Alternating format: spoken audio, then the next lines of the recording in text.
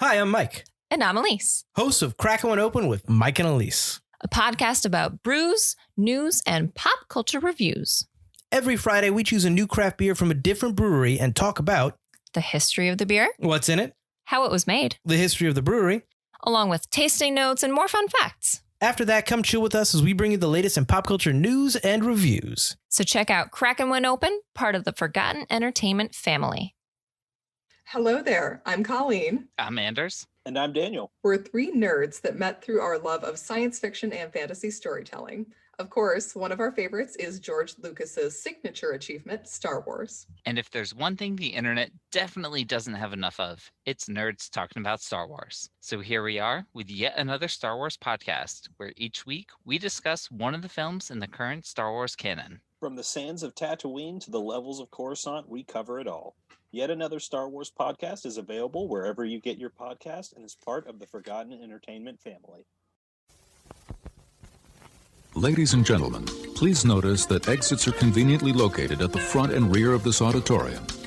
When leaving the theater, we suggest that the exit at the front of the auditorium will allow you easier access to the parking areas. Thank you. That's a raccoon, yo. What are you doing? Feeding the raccoon. It's a trash panda. When the three burglars thing happens. Oh, and they're all saying the same line. Yes. No, notice, Jeb, that when they put their hats on, I'm not going to be able to see facial expressions. So that's on you, man. That's on you. Okay, camera rolling. Yeah, I get it. Can I get an interview about Betsy's wedding? No, anything but that. Get Anything lost. But that? Anything but that. Get my hat. Hi, I'm Mike Field. And I'm Mike Butler. And you're listening to the Forgotten Cinema Podcast. Each episode, we highlight a film that, for a variety of reasons, was forgotten by audiences, whether it be because a more popular movie was released at the same time, or the movie simply didn't catch on with an audience in its initial run. We'll discuss what we love about the movie, or perhaps don't love about it, but we'll always recommend you revisit it.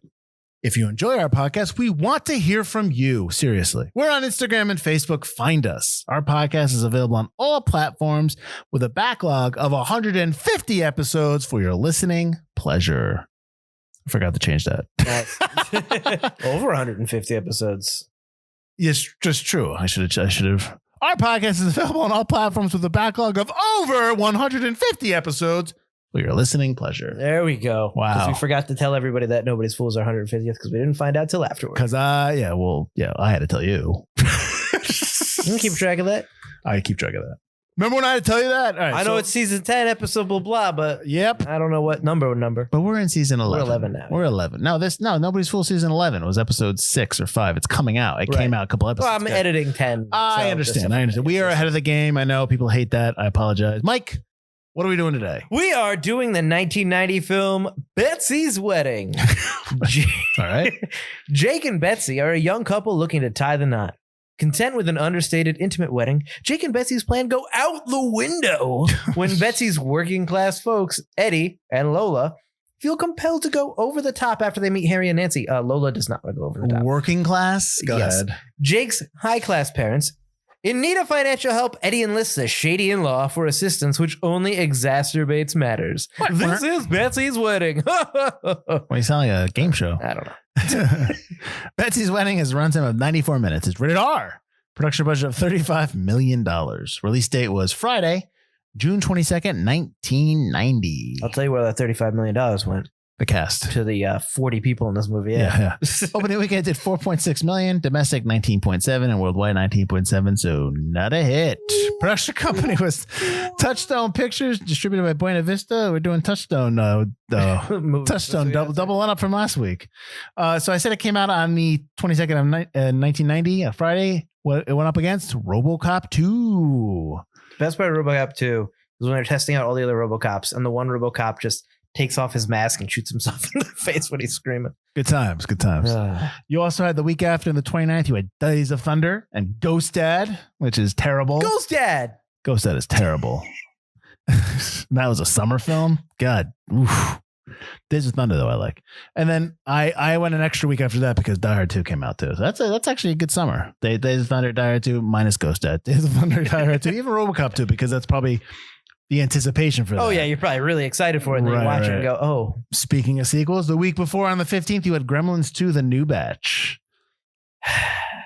That gets unfairly maligned. It's not terrible. It's just not Gremlins. I have to watch as an adult, but even as a kid, I was like, this is dumb. It's not Gremlins, but it's not terrible. I've seen worse. You also had Dick Tracy, which is an episode we did a while ago, and then The Adventures of Milo and Otis, which I've never seen. Don't watch it now. Oh, I'm not going to. 1,000 animals died in the making of it. I'm not going back to that. It was Elisa's favorite movie as a kid. She's like, I bought it on DVD. Let's watch it. And I'm watching it going, oh my God. She's like, what?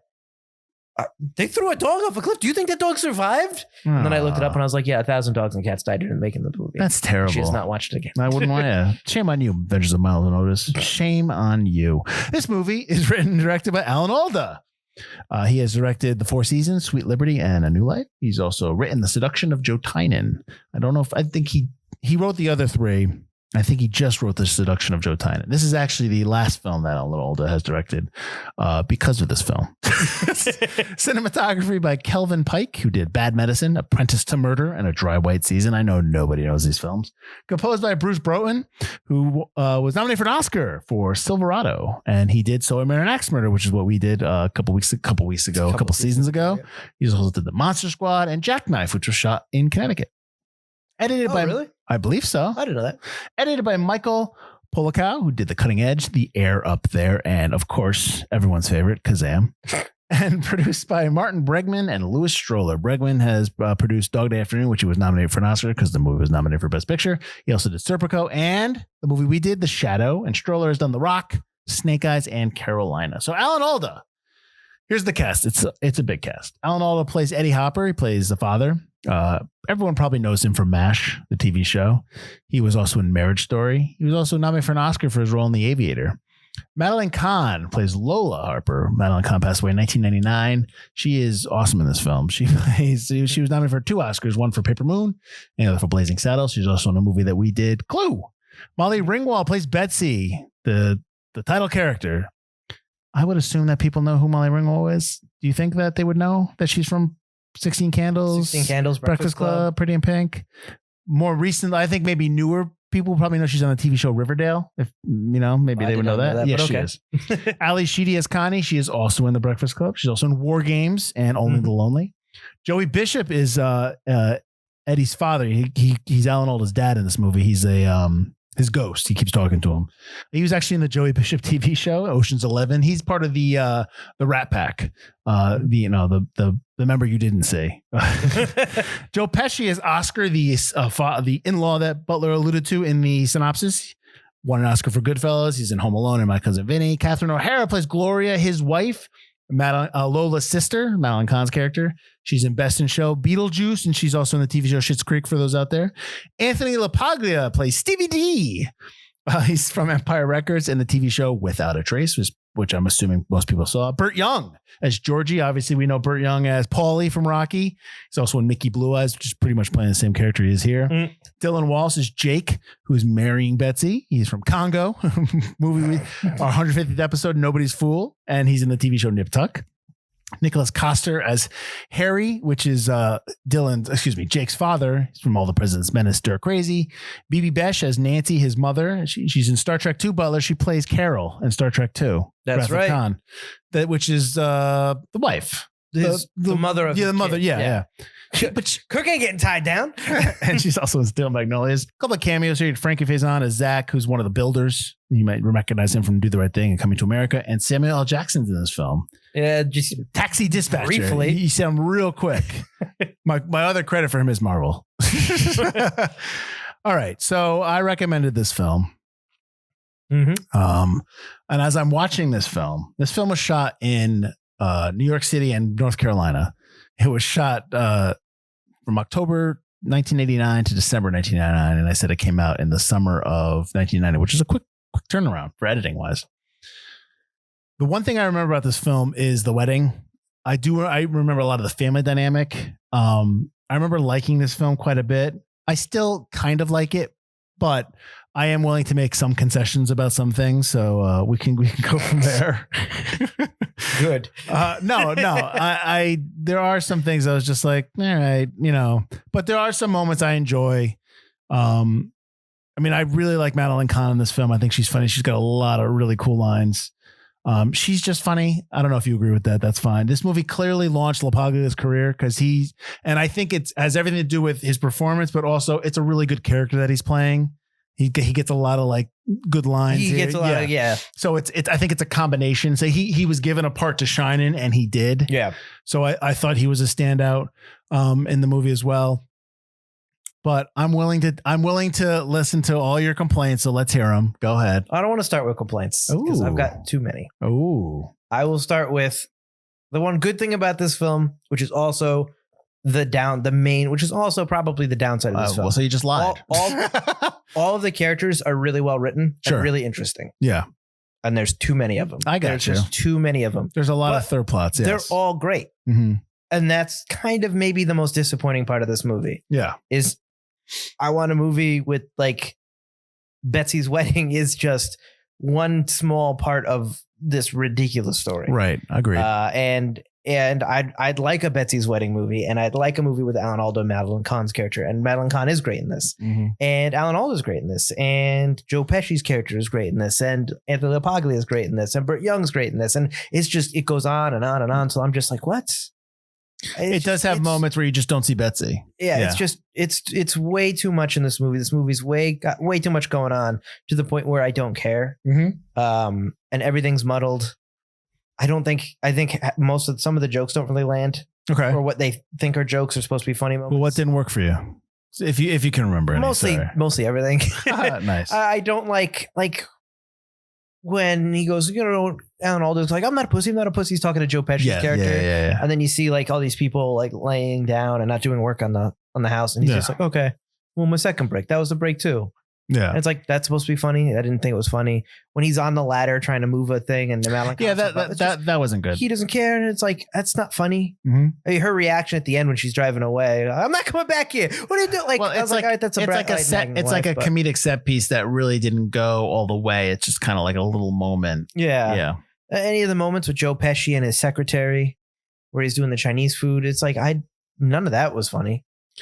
Yeah, I didn't. She's a terrible dancer, by the way. When she asked that guy to dance at the wedding, and I'm just like, oh, what is that? She dances like the girl in Ghostbusters when she asks Rick Moranis to dance. Gosh, yeah, it's true. And they both just kind of throw their arms up. That's true. This is an 80s, early 90s thing.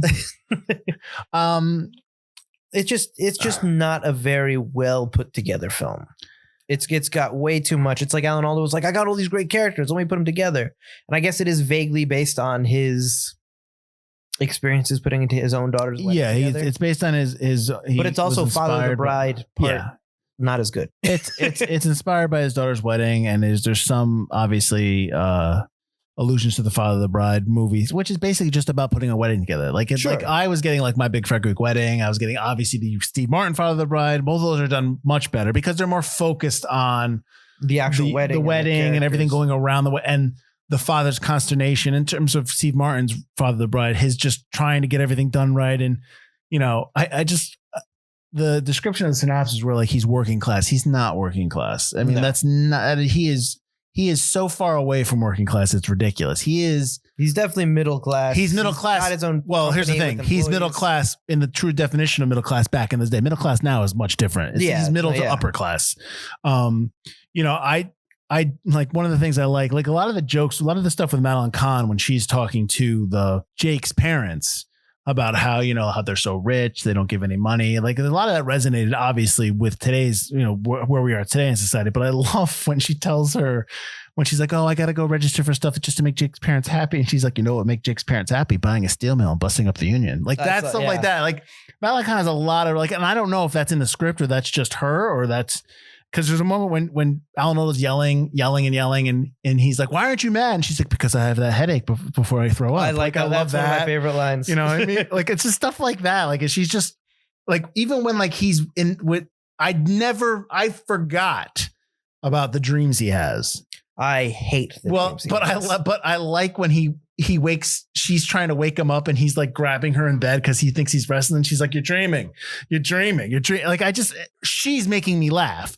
But I don't, the dreams are just kind of like, all right, whatever. The dreams come far too infrequently, make no sense. Well, but You get with the tiger, and then he sees the tiger, but then he just sees his dad. It's just his dad. yeah, well, you get the idea that he's Did just do the dad. yeah. Well, I mean, I Is his dad wish I knew giving- more about Alan Alda's career, but I'm gonna venture a guess that he's obviously from the stage. So when you're writing something like this, I would assume you're putting you're focusing a lot of the characters a lot more maybe in terms of on the stage for a production than you are Sure. about story. So maybe that's where that your note comes into play in terms of all the characters are really interesting, but they really don't fit within the confines of this story. Right. Because even like Eddie's mother, and I guess that's his aunt, right? Her sister. That's when they go to their house to pick their, you know what I mean? There's a couple scenes where the mother is with another woman. Is that her aunt? Is it her sister? Madeline Kahn's character? No. Alan Alda's character, his mother. Oh, yeah, Rose. that's his sister. Yeah. No, yeah. No, that's his sister. there's a couple scenes there where like even the stuff she's saying is funny. Like even like his father has that, Joey Bishop has that great line when he's like, whatever you end up serving, make sure your mother doesn't make it. I'm pretty sure that's how I died. Like stuff like that. Like like she's talking about how she tells him, like, does he know how to cook? Does she ask Betsy, does Jake know how to cook? And she's Right. like, no. She's like, good. Just have him do a couple like the antiquated way of thinking. And Sure. then you hear the father go like, yeah, I made the best man I got. And he's like talking about how you used to. She's like stuff like that. Maybe that appeals to me because I'm Italian. I don't know. But like, I just stuff like that. Eh, I got you. I've seen that done better. I didn't think it was like, ooh, sure. wow. Like I did not like the father much at all. I mean, Really? some of his, I like the line about the mob thing, but then you get really dramatic with that line, and it's just like you don't need how that's he not- changed his name and he was embarrassed. He shouldn't have done that. Right. That kind of thing. I love Right. that story, and that is it's touching. It's moving. It makes a lot of sense, but at the same time, that's not this movie. Okay. And you start with him dreaming about the tiger, Right. and then he dreams about the football team, and then all of a sudden, all the rest of his dreams are about his father. You mean the basically. basketball team? The basketball team, Right, right? Yeah. It just does not gel Mhm. completely. Like he keeps dreaming about all these different things at the beginning, and then it's just his father. But it takes 26 minutes to get to that imaginary father. Mhm. Because I paused it and looked at the time. I was like, so we introduced this concept for what is essentially our main character, and we don't get this concept until 26 minutes later. Again. You've introduced the concept of that, how he sees the world differently or he imagines things, but supposed you to don't be get the super father imaginative. stuff until later. Yeah, and then it's just the father. Sure. So we're Yep. introduced to this new concept where it's only the father. Well, he does see. I agree with you. He does see his daughter as a little girl yes. again. I Changing agree. the dynamic. I agree with you, again. but you do get that towards the end. So they do kind of like carry it through, but it's not enough to. I understand what you're saying. Yeah. So, like I mentioned before, this is the last film that Alda directed. He only directed maybe like 3 or 4 films. The 4 Seasons is the big one that everyone talks about, but he Right. didn't have fun directing this movie. He didn't get along with one or more of the actors. So take that note and then take this note. When Joe Pesci is asked about the film in interviews, he declines to discuss it. So Meh. now I'm not saying one equals the other, but it makes a lot of sense because I know that Pesci rubs a lot of people the wrong way. I think he just doesn't want to put up with stuff, whatever. If he doesn't really respect the source material, he's probably just not gonna, Do what he's supposed to do. Right. whatever. I'm not here to judge either way, but I don't know how you could not have fun on this movie. Like, if bad or good, Right. it's a movie where you're given a lot of stuff to do, you're given a lot of stuff to perform, and you're getting a lot of good scenes. You talk, like as an actor going into it, if you see your character as a small role, but you've got a lot of good dialogue, I wouldn't Right. understand why you wouldn't want to get into that. Well, You know what I mean? The movie was shot in what, 2 months? October to December. So the movie was shot in 2 months, but it had a rough production because it started production in North Carolina the same day that Hurricane Hugo hit Charleston, South Carolina back then. Okay.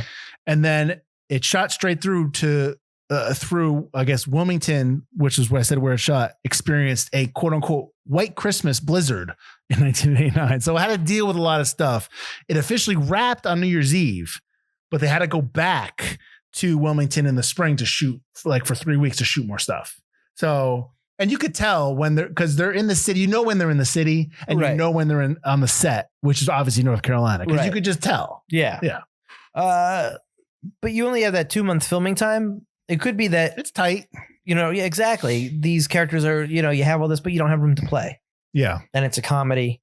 And you have all these good actors. They're going to want to play a little bit. Well, They're here's gonna the wanna, can I do that scene again or try this? And Alan Alda's probably like, no, we're good. So this came out Friday, 1990. I don't know when Home Alone came out, but Home Alone came out in 1990. So I wonder if Pesci probably did this film after Home Alone. You know what I'm saying? Yeah. I did a comedy. I liked it. Let me do another comedy. Maybe, yeah. And he's not bad in it. No, I like it. He's basically good. Leo Getz from Lethal Weapon, pretty much. I mean, he's a little, you know what I mean? Yeah, yeah, less annoying. And Lethal Weapon 2, he's like he gets more comically annoying in 3 and 4. In terms of Leo Getz's character, they try to make him part of the family in 4, and like it's like but you hate him in 2, like and stuff like that. But whatever, regardless of that, that's very Leo Getz. So whatever you want, Leo Getz, you got it? I love Leo. I'm never talking about this movie again. I get it. Can I get an interview about Betsy's wedding? No, anything but that. Get lost. Anything but that. Get my hat. All right, I apologize. I really liked Anthony LaPaglia in this film. I think Stevie D's the most interesting character. He is because he's such a caricature. You could do a whole movie on him. You could do a whole movie on them getting like their wedding, like them getting That's together. The thing. Yeah. It's like these are all little mini movies in one. But that would be the most interesting movie. So I'm going to talk about him a little bit. She's a cop. He's a mobster. But that's the thing. When she tells him she's a police officer, he pauses. He's like, police officer, like it's just like it's funny. And then I know many police officers. And then when he tells Georgie that he wants to go to the police academy, and he's just like, you got my nephew here thinking he can be civilian. And it's just his stuff. Stevie D stuff is very funny. It's very good. It's very just like I always remember when he's like, you tell my uncle that you're not happy. And then when he said like, I don't think I can. What does he say? I don't think I can do right by you or something. I don't think I can get you what you need. Yeah, it's give you what you need right now. You could take that. You could take them, and you could make a whole movie on them. Like they're a more interesting couple for sure. Yeah, than Betsy and Jake. And I know that Betsy is her character, somebody who's a free spirit who obviously is in fashion. I cannot stand any of her outfits. I just think they're just weird. And they're very early 90s, 80s. Oh yeah, kind of totally. Thing. I mean, I didn't think her opera dress was that bad. Yeah, it was weird, but when they're like, "Oh," I'm like, "It's all right." Yeah, and that's the other thing too. Like the Jake's parents, they make them to be like upper class, and they don't understand, right? And even when like at the end of the movie, when the tent has collapsed because of the rain, and everyone's just kind of like, I would totally eat pizza at a wedding, by the way. So if you invite me to a wedding, we're having pizza. That's fine. And they're all eating pizza, and everyone's just like, it's a memorable wedding. It's a fun moment, everyone. But like his parents don't have their shoes off. Like everybody else has their shoes off and their pants rolled up, but his parents are sitting there at a table. She's on the table, and he's got his feet up, and they both don't have their shoes off. And it's like, so that tells me you haven't changed. Oh, but they're eating the pizza and laughing. It doesn't matter though. What it shows me is that they're not going to change completely, but they're kind of going with the flow. But see, they're going with the flow when it's like, it's kind of like, oh, it's such a cool story. Oh yeah, we kind of slummed it up here in Long Island. For sure. It's like that kind of nonsense. So it's like, I don't like, if you fast forward, like after this movie, like I would just imagine they would just, take over everything and kind of like, just do whatever they want to do and make Betsy conform to them. And listen, if they want to buy me a super expensive apartment on the Upper East Side, I would totally do that. I would not stay in the slum. The slum apartment. Like when his secretary tells Oliver, yeah, when he gets off the phone, yeah, she's like, oh, remember I met him I saw her at the slumlord trial. Don't call it the slumlord trial. I'm never giving apartments to my family members ever again. Yeah. Plumbing, they care about the plumbing. I know. Yeah. But I understand all what you're talking about. I understand that. I think being a writer, I think probably why I like the character stuff more. I like some of the dialogue stuff more. Like that appealed to me a little bit. But you don't give these characters enough time. No, I get shine, you. No, I understand. Like you need to trim off. I mean, you definitely need to trim off the Oscar Gloria stuff. Like the Catherine O'Hara stuff is good. I like the fact that she's buying property so he can buy it. Oh yeah, but it's completely unnecessary. Exactly. Her character doesn't need to exist. It doesn't fit. It doesn't. You're much because you could take them out of the movie and sell the same movie. Well, you can take them out of the movie, but then you're probably going to lose Georgie. But that's fine. You can just have Stevie D in there in some other way, some other fashion. You can still have Georgie because you got Pesci. But you need to do more with the other parents. You need to do more with the differences between the two parents. It's true because it's called Betsy's Wedding, and that's going to be that should be the main focus. Yeah, and you don't get that.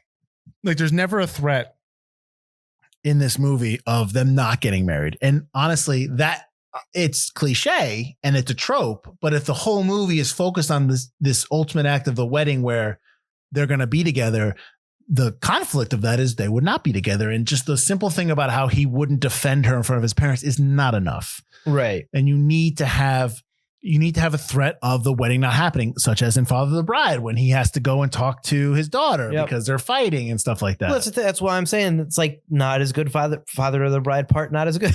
No, I got you. And when they have that moment in this film, when she decides, I'm not going to marry him, I'm not doing it. I mean, yes, you get that amazing line by Madeline Kahn, which is one of like the 5 notes I actually wrote in this film. Nice. You don't believe it for a second. The poster's her in her wedding dress. So you know she's getting married. Yeah. And it's just kind of like, I don't care about this scene. Mm-hmm. This conflict is not really a conflict. The conflict is, there is no conflict. No, right. The conflict should be to the wedding happening. But what's the conflict in this film? No, I'm not disagreeing with you. Yeah. I'm saying I just told you what it should have been. They're just all little mini conflicts that you know are going to solve themselves or aren't really the main problem. That's why I think that's why my original note of the fact that, all that comes from the stage, I think this is it's not plot driven. Even though you've said it, even though you're writing a character driven movie in a plot device, like you're trying to shoehorn what you know into what you've presented. You know what I mean? Like it's Betsy's wedding. I see. That's the thing. If it was a character piece, you would still need to trim characters because you're not focused on any. Exactly. Yeah. So yeah, no, I'm not disagreeing with you there. There is no conflict. Well, there's like 8 conflicts, but none of mini. them are the main. They're not the main. No crux, main conflict. Right. They're like it's all rising action. It's all rising action. The mini conflict. There's no main one, and then all of a sudden you're like, oh shoot, we're on the bottom of the curve in the writing. Okay, here we go. We're ending it. Like you think the conflict's going to be Eddie's going to run out of money. That's not the conflict. You think the conflict's going to be Eddie can't put together the wedding and the fighting between Harry and Eddie in terms of who's going to have the best wedding. Or is it Betsy and Jake and are they going to get married? Is it Connie and Stevie D? Is it now Oscar and Georgie and maybe Eddie involved in a mob scheme? Are they going to get shot to death in this action scene that doesn't need to be in the film with the guns? I'm not that I'm arguing this, but I would probably I would presuppose that, or I suppose that there's not one main storyline in this.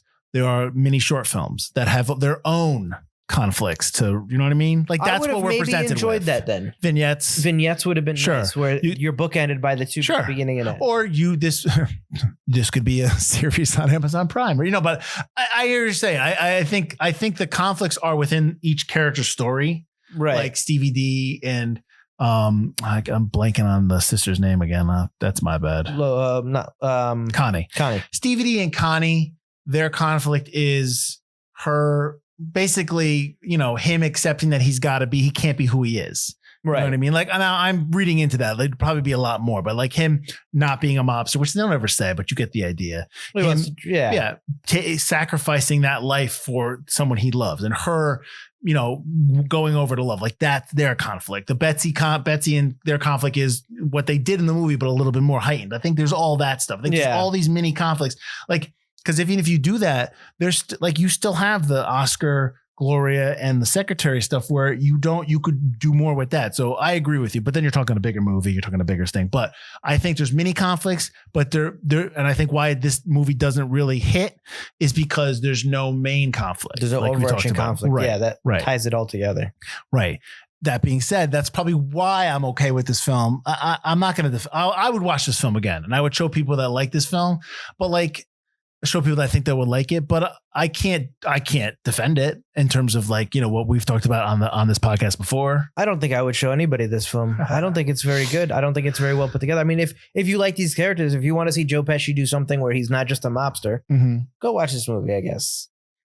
But it also feels long. It's an hour and a half, but it feels 2 hours. And it's got some great actors, but not necessarily at their best because they're just not given enough room to grow. See, I don't think except for Stevie D. Stevie D's fantastic. I don't fault any of the actors in terms of their performance. No, neither do I, but I don't think they're given enough. Well, I think the movie fails them. Yeah. That's fine. But that's not enough for me not to watch it. I'm glad I watched it the first time, but I don't know if I'd watch it again. But I'm surprised that you are not, you don't, not that you don't like that you don't enjoy it more. Maybe that, because you being an actor, I would think that there are things in here that would appeal to somebody who likes acting. The fact that there's no small parts is great. I mean, obviously the Stevie D part's the part you want to do. Oh, the Stevie D part's amazing. Yeah. But every character gets, has good moments. But at the same time, I feel like they're all kind of, because it's such a quick movie, because you got to squeeze in so much. There's not a lot of leeway for you to really, I'm not saying chew the scenery, but there's not a lot for you to really do. And it's like, what's my motivation? Why do I have this scene? Well, there's no main characters. I'm glad that I get a juicy part because they're all juicy parts, but like, why? There's no main characters in this movie. They're all supporting characters. And when you have somebody who writes and directed like Alan Alda, who is a lead, he's obviously going to write himself a lead part, but he's not the lead. Unless it shouldn't be called Betsy's Wedding or it could be called something else, or My Daughter Gets, it was called Three Daughters. Like that was your original title. And I'm like, so we wrote out somebody? Yeah. Okay. Because I'm thinking about my Big Fat Greek Wedding. Like that has a huge cast and there's a lot of supporting characters in the cast that are all really good characters. Yeah. But the focus is on Tula and exactly. So you know that they're your main. So even if you have a part where you're like, I like that line, I can really do some stuff with these lines. Right. If I read the script, I'd be like, so I'm the main. See, that's the thing. You're in My Big Fat Greek Wedding. You're experiencing all those other characters through the couple. Yes. But in this movie, you don't have anyone to latch onto to kind of experience everything else, because even if you get close to like Eddie, Alan Alda's character, a lot of then things he's don't gone. have him. Yeah. If you get close to Betsy, she disappears for 30 minutes. Like even the alley, like it's, so it's not, you can't really latch on to somebody to kind of be like, okay, I am reacting to this world with them. Exactly. And yeah. I think Oscar gets more screen time than Betsy or Jake. And that's probably because it's Joe Pesci. Yeah. He's extremely, popular, obviously, so he could have pushed for that too, which we don't know. You know what I mean? Yeah. But I agree with all your takes. I'm not arguing against any of your takes because I understand that it's a flawed film. I think it would be great to look at this movie through the eyes of Stevie D. He's a great character and an outsider. Yeah. And then he can witness all this madness happening from the outside. That's a different film too, because then that is Betsy's not there. Or she's there, but she's a small role. And LaPaglia one of his conflicts is getting the father to trust him and like him. And that's what you think it's going to be, and it's not. Yeah. No, I agree with that. Absolutely. The other reason why I like Madeline Kahn in this is because you're so used to seeing Madeline Kahn in like Mel Brooks films and over the top character. Over the top. Yep. And she's not over the top in here. She's, she's a mother who, wants her daughter to get married, wants her daughter to be free and be kind of like who she is. And she's also somebody that, quote unquote fights for the little guy and, doesn't really like the super rich and stuff like that. So she's a relatable character, and it's nice to see Madeline Kahn in a role like that. Right. You know what I mean? What's funny is when I watch this, when they're in the bed together and he's wrestling with her, I kept thinking of Christmas Vacation, Beverly D'Angelo, and like how even though she's, has her own issues, but she kind of like is the glue of that family. Anchor, yeah. Right. Like if like I could see Madeline Kahn being in Christmas Vacation and like doing it probably a lot better. Or I don't know. I like Madeline Kahn a lot in this film. I just like Madeline Kahn a lot, period. She's Madeline funny. Kahn's really good. Yeah. Yeah. So, but like, I think Alan Alda doesn't match up well. Steve Martin did it much better in Father of the Bride. Mm-hmm. So, I mean, right there, like that's what I'm instantly comparing it to. That's what I was, you know what I mean? So absolutely. Yeah. So like, and I've seen it done really well. So even the father in My Big Fat Greek Wedding is funny. He's a character. Yeah. Spray Windex on all that stuff. But yeah, again, I'm going to say it again. I can't defend it. Yeah, it's not great. It's got great characters, but it's not a great film. So I'm not going to ask you why you think it's forgotten. Because Father of the Bride exists. You know what's funny? Yes, but I also think that a little bit that puts people kind of. I should say this before I get into that. I actually didn't mind Burt Young. Like I liked seeing Paulie, not Paulie. Oh, it's nice seeing Burt Young not playing Paulie. Because he's funny. But regardless of that, I think one of the other reasons that maybe puts people off is that Molly Ringwald's in this film, and this is like she's from the Brat Pack, and everyone's used to 16 Candles. Everyone's used to her being a teenager. Pretty in Pink, yeah, and Breakfast Club. Her being that Brat Pack character, her being that character that plays the young teenager. Obviously, she's not a teenager when she's doing the movie, but right. So now you are presented with Molly Ringwald. She has to do what every teenage and young star has to do, is bridge that gap to adulthood. Right. And I think that this is probably the beginning of that. And I'm not saying she's not bad in it. She's good in it, but it's not her fault that people don't view that way. It's just people's expectations. So this isn't what I just saw. So they don't know how to react to it because her hair's cut, her hair's short, like super short. And she's playing a character that's like a grown up. And I think that affects people in terms of wanting to see the film, I think. Or maybe when they see it, they're like, this isn't what I'm used to. I think that could be it. I mean, you've also got Alan Alda not being Hawkeye. Exactly. So, Alan Alda's not, I mean, MASH is a huge success. But again, TV and movies are viewed differently back then, not like they are now. You can't do the crossover like people do. So him as a TV star, I think that throws people off as well. Agreed to absolutely.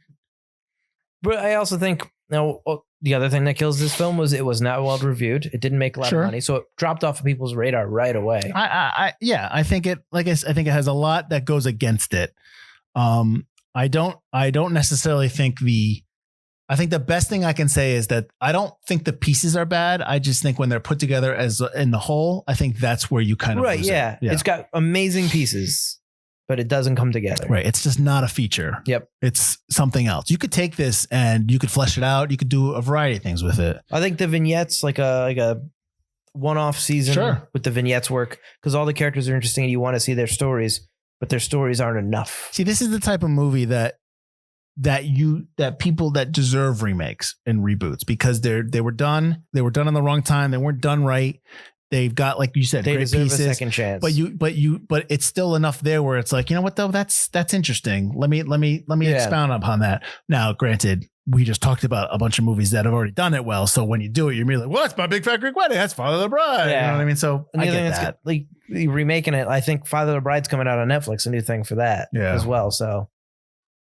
Well, people should be watching Only Murders in the Building with Steve Martin anyway. So that is very good. That's fantastic. And Martin Short. No, they're both great. Everyone's Gomez. Everyone's good in that. Yep. Anyways, all right. So I guess I already did Why I Was Forgotten. Where can they find us, Butler? You can find us at ForgottenCinemaPodcast.com or ForgottenEntertainment.com, as we are part of the Forgotten Entertainment family. While you're there, check out all the other great shows on the Forgotten Entertainment website. There are plenty. Also, wherever you're listening to us, give us a rating, a review, subscribe to us. Let us know how we're doing. And if you're listening to this, you don't know where to find us, you've stumbled upon us somehow. We're on Spotify, We're sorry. YouTube, Apple Podcasts, Amazon Music, Google Play, all those kind of good things. So go there, check out all our other episodes. Like Field said at the beginning, we have over 150 of them. So too many, way too many. Wait till we add a couple of zeros on the end of it. Oh boy. Join us next week as I guess we're technically staying in the 80s because this film was shot in the 80s in terms of Betsy's Wedding, but we are going to 1986 to talk about Ruthless People. You've never seen it, right? No, I did see it. This is my choice. Okay, excellent. No, well, sometimes you pick movies you didn't see. That's true. I didn't know. Yeah. No. I like Ruthless People quite a bit. The older films I don't know, because the older films I don't know where you came to them. And gotcha, you know what I mean? So, sometimes I do pick them because I just really want to watch them. And I got you. Yeah. That works. All right. So that's next week. We're doing Ruthless People. So if you guys want to watch it ahead of time and then you come to no one. I know no one does that. I'm sorry. All right. We'll see you next week on Mike Field. Mike Butler. And this has been Forgotten Cinema.